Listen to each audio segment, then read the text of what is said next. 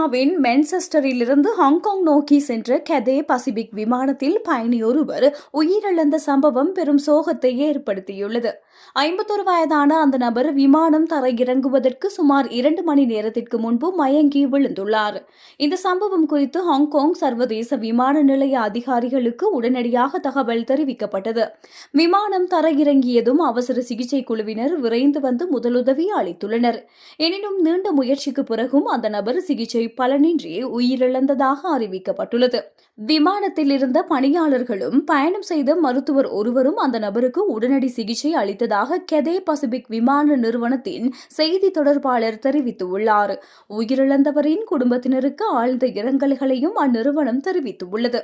மரணித்தவர் ஷென் என்று அடையாளம் காணப்பட்டுள்ளார். அவர் காப்பீட்டு தரகராக பணியாற்றி வந்தவர் என்றும் தனது குடும்பத்துடன் பிரித்தானியாவில் குடியேறியவர் என்றும் உள்ளூர் ஊடகங்கள் செய்தி வெளியிட்டுள்ளன.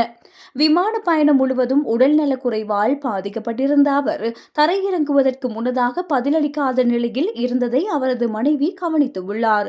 உடனடியாக அவர் விமான பணியாளர்களுக்கு தகவல் தெரிவித்துள்ளார். அந்த நபர் உயிரிழந்ததற்கான சரியான காரணம் இதுவரை உறுதி செய்யப்படவில்லை. இதுகுறித்து போலீசார் விசாரணை நடத்தி வருகின்றனர். இறப்பிற்கான உண்மையான காரணத்தை கண்டறிய பிரேத பரிசோதனை செய்யப்படும் என்று தெரிவிக்கப்பட்டுள்ளது.